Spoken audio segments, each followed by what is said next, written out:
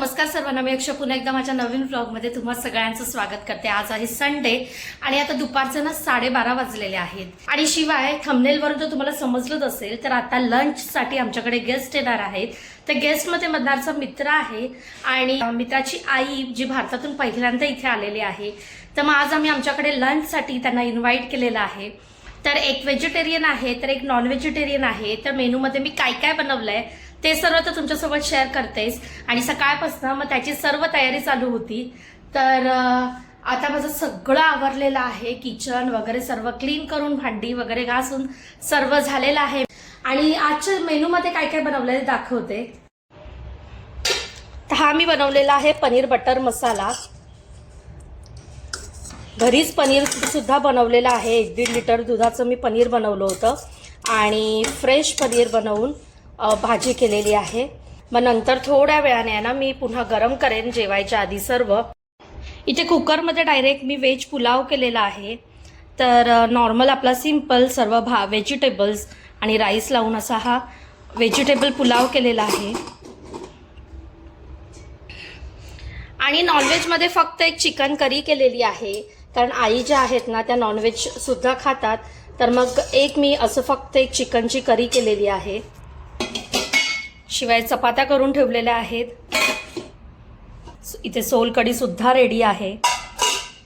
स्वीटमध्ये गुलाबजाम केलेले आहे। हळदीकुंकाला मी भरपूर केले होते 2 पॅकेट, तर त्यातलं अर्ध पॅकेट होतं ना, म्हटलं त्याचं स्वीट करून घेऊया, म्हणजे कसं ते पॅकेट सुद्धा संपेल आणि हा स्वीट सुद्धा होऊन जाईल।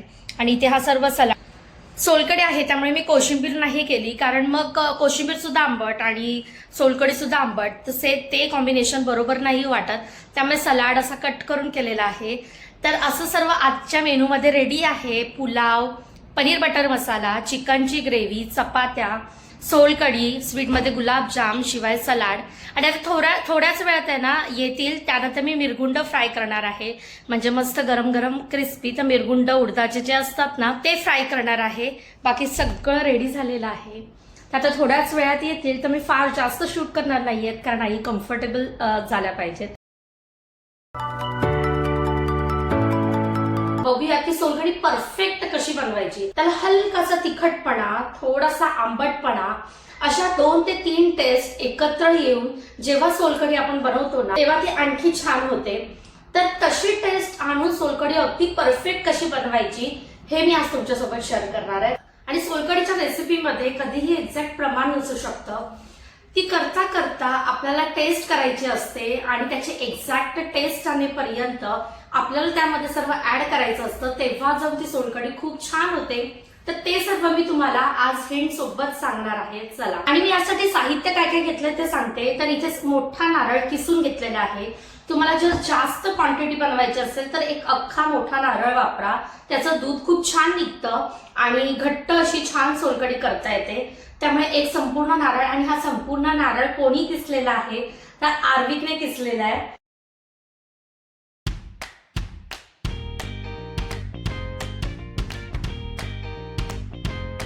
माझ्याकडे ना नारळ किसण्याची मशीन आहे, जी मी गेल्या फेरीमध्ये आय थिंक भारतातून आणलेली आहे। मग ज्यावेळी पण उकडीचे मोदक किंवा सोलकढी करायची असते तर नारळ किसावाच लागतो, मग त्यावेळी ही खूप हेल्पफुल होते। आणि आर्विक सुद्धा यावर, म्हणजे ऑफकोर्स त्याचे पप्पा बसतात किसायला आणि माझे इतर कामं असतात, त्यामुळे मंदार मला नेहमी नारळ किसून देत असतात।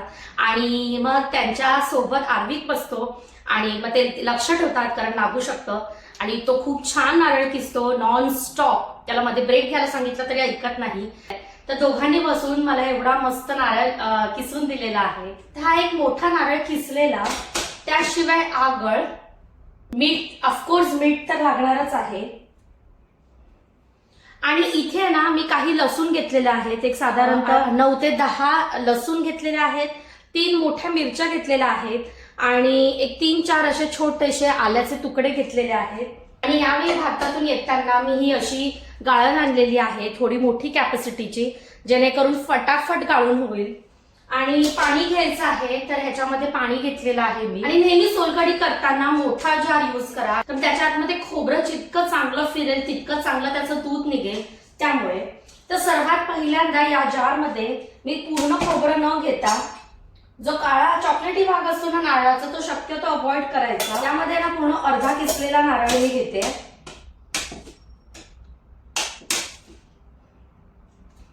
हा एवढा नारळ पूर्ण घेतलेला आहे अर्धा. यामध्ये मी घालते 2 फक्त मिरच्या पहिल्यांदा तोडून. ते मी हे 4च लसूण. तर तुम्ही म्हणाल की मी जास्त घेतलाय, पण हो जेवढं घेतलंय तेवढं पूर्ण एकदम न टाकता मी थोडं थोडं टाकते, कारण आपल्याला टेस्ट चेक करत करत करायचं आहे. 2 आल्याचे तुकडे. जेव्हा पहिल्यांदा हे सगळं घालून आलं लसूण आणि मिरची घालून तुम्ही ग्राइंड करणार असता तेव्हा पहिल्यांदा थोडंसं पाणी घालायचं, कारण ते पूर्ण बारीक झालं पाहिजे खोबऱ्यासकट. त्यामुळे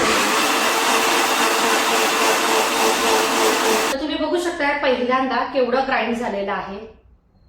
हे ग्राइंड झाल्यानंतर आता मी यामध्ये आणखी पाणी ऍड करते. आणि खूप जास्त पाणी ऍड न करता तुमच्या मिक्सरची जारची तुम्हाला कॅपॅसिटी माहीतच असेल त्या हिशोबाने करा, नाहीतर सगळं उडू शकतं. आणि असा डाळीचा चमचा घ्यायचा जेणेकरून आहे ना व्यवस्थित आपल्याला प्रेस करता येतं.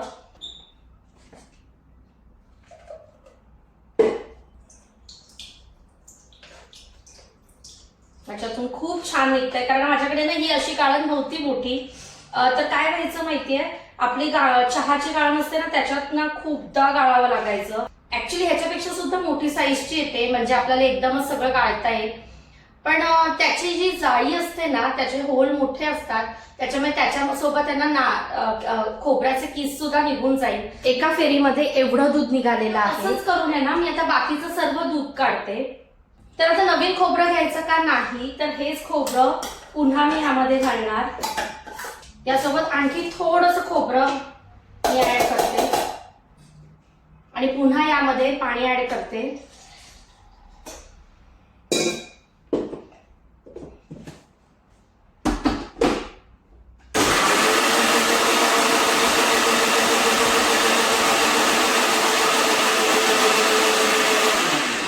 आणि व्यवस्थित फिरवायचं अर्धा मिनिट तरी. तर त्या नारळाचं तुम्ही लगेचच मिक्सर बंद केलं आणि गाळला तर ते नारळाचं दूध तितकं व्यवस्थित निघणार नाही. त्यामुळे अर्धा मिनिट तरी प्रत्येक वेळी फिरवायचं.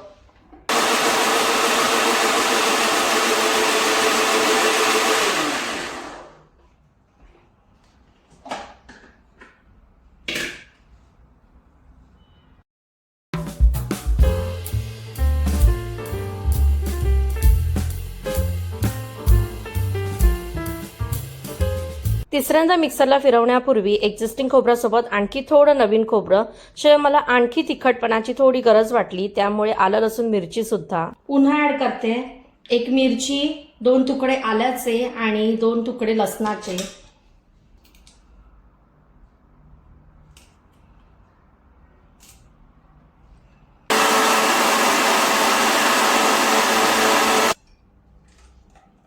आलं मी स्टेप बाय स्टेप का ऍड करते मिरची, कारण सोलकढी ही आपल्याला पचण्यासाठी हेल्प करते. तर तुम्ही जर खूप जास्त मिरची एकदम घालाल, आलं एकदम घालाल तर त्याचा तिखटपणा वाढेल, त्यामुळे ती पिण्यासाठी थोडी जास्त तिखट लागू शकते. लसूण जास्त घाला तर त्याची टेस्ट तर जास्त येईल. त्यामुळे टेस्ट करत करत आता मला ना अंदाज आलेला आहे त्यानुसार मी करते. तर तुम्ही ज्यावेळी कराल ना त्यावेळी हे जे आपण दूध काढतो ना त्याची टेस्ट घेत घेत तुम्ही ऍड करा, म्हणजे आपल्याला कळतं की आपण त्यामध्ये घातलेल्या गोष्टी बरोबर आहेत का. एवढं दूध नारळाचं काढून झालेलं आहे. तर मी थोडक्यात तुमच्यासोबत एक एक्झॅक्ट प्रमाण तर सोलकढीचं कधीच नसू शकतं. मी एक्झॅक्ट प्रमाण मी तुम्हाला सांगणार नाही, पण एक साधारणतः प्रमाण मी तुम्हाला सांगते. तर एक मोठा किसलेला नारळ घेतला होता, त्याचा पाऊण भागच मी वापरला. तर इथे पाव भाग जो नारळाचा किस आहे तो तसाच आहे. आणि हा बघू शकताय त्याचा जो पण किसून चोथा निघालेला आहे ना तो हा एवढा आहे. एक साधारणतः 4 ते 5 फेऱ्यांमध्ये मी नारळाचं दूध काढलं, जे टोटल 1.5 लिटर आहे. आणि त्यासाठी मी 3 मोठ्या मिरच्या, 6 ते 7 लसूण आणि 3 ते 4 छोटे छोटे आल्याचे तुकडे इतकं वापरलेलं आहे. आणि ज्यावेळी तुम्ही आलं लसूण मिरची ऍड करता त्यावेळी ग्राइंड करताना सुरुवातीला पाणी कमी घाला, जेणेकरून ते खोबऱ्यासकट व्यवस्थित ग्राइंड होईल. त्याची जी काही टेस्ट आहे ती त्या नारळाच्या दुधामध्ये उतरेल. आणि मग थोडं थोडं पाणी घालत 5 ते 6 राऊंड मध्ये गाळून गाळून तुम्ही इतकं जितकं पाहिजे तितकं नारळाचं हे दूध काढून घ्या. तर हे बघा इतकं मी काढून घेतलेलं आहे. तर मी या भांड्यामध्ये सोलकढी बनवून ठेवणार आहे. तर एक फायनल आहे ना, पहिल्यांदा गाळून घ्यायची, कारण गाळताना नारळाचं थोडं थोडं किस यामध्ये पडतोच. तर मी इथे काय करते माहितीये, एकदा मी गाळून घेते, म्हणजे जे काही त्यामध्ये आपण प्रत्येक वेळी गाळताना थोडा थोडा किस गेलेला असतो ना, तो पूर्ण गाळून निघतो. हे बघा एवढा नारळाचा किस त्यामध्ये गेला होता, तो सुद्धा मी आता यामध्ये असं गाळून घालते. मी आता यामध्ये ओतते, कारण यामध्ये आगळ आणि मीठ मिक्स करून तुम्हाला दाखवायचं आहे. आणि ही जी दुधाची कन्सिस्टन्सी तुम्ही बघू शकता, पाणी नाहीये किंवा खूप घट्ट नाहीये. आपल्याला गरज वाटली तर आपण यामध्ये आणखी थोडंसं पाणी ऍड करणार आहोत. यामध्ये मी आता आगळ ऍड करते. हे मी गेल्या वेळी फेरीत आणलेलं आगळ आहे. आणखी अर्धा लिटर मी यावेळी येताना घेऊन आली बॉटल, कारण लागतेच. ते यासाठी बघू शकता तुम्ही, हे इतकं आगळ मी पहिल्यांदा घेतलेलं आहे आणि एवढं इनफ झालेलं आहे. त्यामध्ये ऍड करूया मीठ.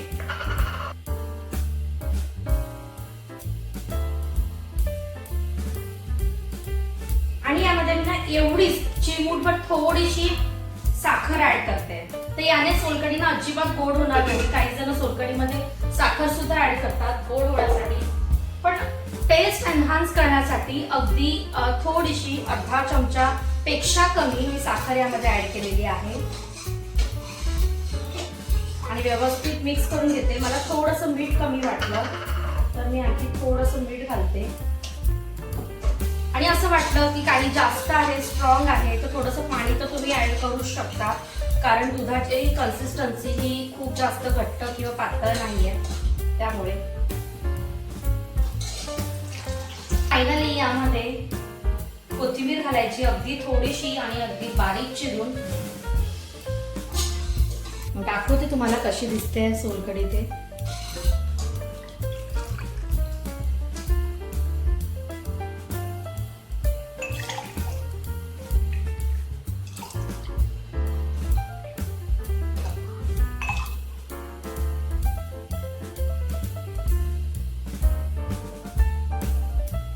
मी सोलकढी कशी बनवते त्याची रेसिपी आज तुमच्यासोबत शेअर केली, आणि एक अंदाजे प्रमाणासोबत. आणि आय होप तुम्हाला ती रेसिपी समजली सुद्धा असेल आणि आवडली सुद्धा असेल, आणि तुम्ही नक्की करून पाहाल आणि कशी झाली ते मला कमेंटद्वारे कळवाल. तर जेवणासाठी भाऊ आणि त्यांच्या आई आलेल्या आहेत. तर इथे मी जेवणाची ताटं तयार करून मिरगुंड फ्राय करते. आणि आज आहे इंडिया पाकिस्तानची मॅच, त्याच्यामुळे ती पाहता पाहता सर्व आजचं मस्त लंच सुद्धा एन्जॉय करतायत. आणि दोघेही छान जेवले, त्यांना सर्व जेवण आवडलं सुद्धा. तर असा होता आजचा व्लॉग. आजच्या व्लॉगमध्ये सोलकढीच्या रेसिपी सोबतच आमच्याकडे येणाऱ्या गेस्टसाठी मी काय काय मेनूज प्रिपेअर केले ते सर्व तुमच्यासोबत शेअर केलं. आय होप तुम्हाला आजचा व्लॉग आवडला असेल तर लाईक, शेअर, सबस्क्राईब नक्की करा. पुन्हा भेटू नवीन व्लॉगमध्ये. तेपर्यंत सर्वांनी आपली काळजी घ्या. बाय.